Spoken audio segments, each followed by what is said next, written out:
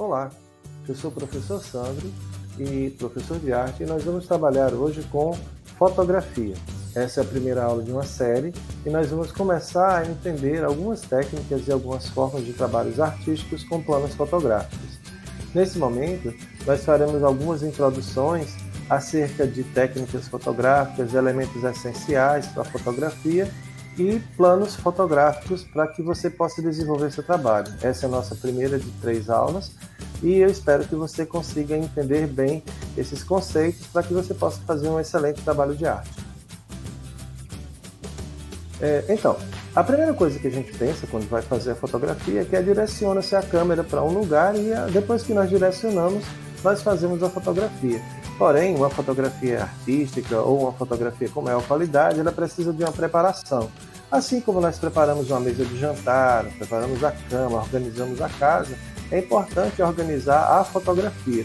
Então, nesse sentido, alguns elementos que eu quero chamar a atenção hoje, que é no caso a sua câmera, como você vai utilizá-la, observar a direção da luz e a luz em cima do objeto e, por último, o objeto que você vai fotografar. Mas vamos conhecer esses conceitos aqui agora. Bem, para que a gente faça uma boa fotografia, é essencial que a gente dê atenção à luz. A luz como? Porque a luz ela vai ajudar você a iluminar o objeto da fotografia ou sombreá-lo, dependendo da sua intenção. Nesse caso, eu apresento para vocês aqui 3 formas distintas de iluminação. A primeira é uma iluminação vertical. Você vê essa luz em cima do rádio, ela está na direção vertical, exatamente acima do rádio. É como se fosse a luz do meio-dia, a luz do sol ao meio-dia, ou uma luz forte em cima do objeto. O objeto está embaixo dessa luz. É interessante porque essa luz ela não gera sombras, mas ela clareia o ambiente onde está o objeto. A segunda luz é uma luz levemente angulada, que seria correspondente a uma luz de 2 horas, 3 horas ou de 9, 10 horas da manhã, em que a gente tem um pouco de sombra. Ela é muito interessante para fotos de ambientes, mas também ela começa a gerar agora novidades como sombras, silhuetas, e ela pode ser bastante utilizada por você a depender da sua intenção. E por último, uma das luzes que é muito mais utilizada, que é a luz de pôr do sol, luz de nascer do sol, uma luz angulada, que faz com que a gente tenha sombras, projeções, que a gente tenha muitas silhuetas, e é bastante utilizada para fotografias artísticas.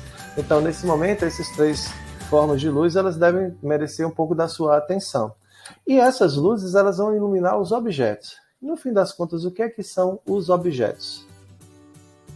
Os objetos são os elementos para os quais a gente direciona a câmera. A nossa intenção de fotografar, ela vai nos dizer o que é o objeto. Então, aqui vocês têm 6 objetos fotográficos. Tem o balde com frutas, a fachada da casa, tem a câmera e o relógio, o gatinho, os fósforos, as crianças. Ou seja, esses são os objetos dessas fotografias e que precisam ser bem tratados para que você tenha uma fotografia de qualidade. E para a gente ter uma fotografia de qualidade, tem algumas técnicas que são bem interessantes de ser observadas. Essa é a primeira delas, é a regra dos terços. Se você tiver uma câmera fotográfica digital ou um celular, você vai ver que é possível deixar a tela dessa câmera no formato como está aí, com essa grade. Essa grade de 4 linhas que se cruzam, ela forma 4 pontos centrais. Esses 4 pontos são os pontos que vão ajudar você a organizar a sua foto em uma foto de ambiente em que se perceba o objeto e o contexto onde ele se encontra. Então, nesse momento, essa organização, essa localização dos objetos vai ajudar você a fazer uma boa fotografia. E aí a gente vai ver um exemplo aqui do lado.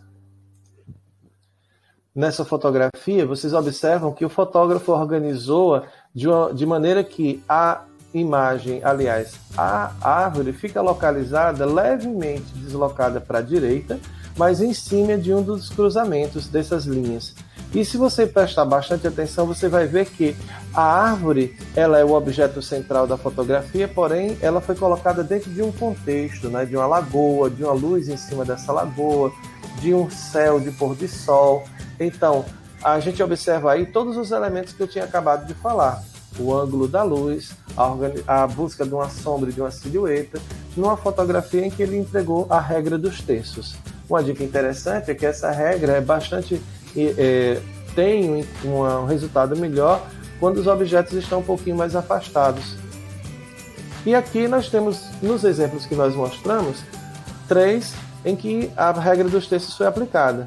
O gatinho deslocado para a direita, o balde de frutas deslocado para... Perdão, o gatinho deslocado para a esquerda, o balde de frutas deslocado para a direita, o relógio deslocado para a esquerda, todos em cima desses pontinhos de cruzamentos que a gente mostrou. Deu para entender? Então, agora chegou a sua hora de praticar. O que é que você vai fazer? Você vai escolher um objeto, que pode ser uma fruta, um abajur, uma bola, um violão, um gato, uma pessoa, e você vai organizar o espaço para fazer a fotografia, vai observar a direção da luz e vai fazer seus testes. Faça muitas fotografias, utilize a regra dos terços, trabalhe com a iluminação para que você tenha bons resultados. Nossa atividade é utilizar a direção da luz e a regra dos terços para praticar a fotografia. Aí você segue os passos. Escolha um ou mais objetos, prepare o lugar das fotografias, verifique o enquadramento e a iluminação natural. A iluminação natural é melhor do que a artificial, e faça as fotografias usando a regra dos terços. Eu desejo boa sorte em seus trabalhos e até o próximo encontro.